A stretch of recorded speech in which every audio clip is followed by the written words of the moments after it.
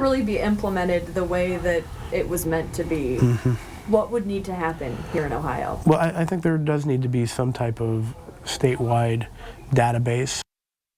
I discovered the loophole, and I am still tracking Ohio's Good Samaritan law in the middle of a snowballing heroin epidemic.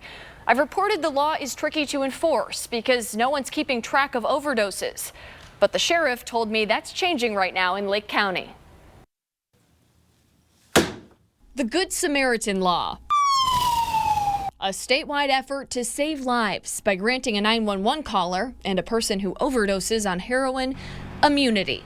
Addicts could use, overdose, have police come out, revive them, and then just do that all over again for several departments and never face any charges.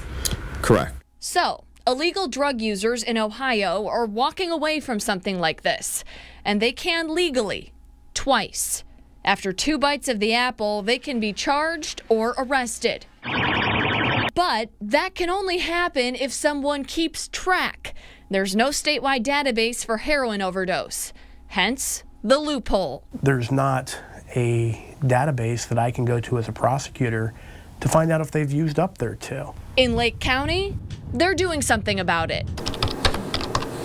Detective Walters told me the lack of a database makes enforcing the law nearly impossible. Information sharing is how we're going to beat this problem. We're not going to beat it by not sharing information. So they've taken it upon themselves to create their own. This law came down from the state, but now you guys as a county sheriff's department are having to create a database and do all this stuff on your own just to implement the law, right? Correct.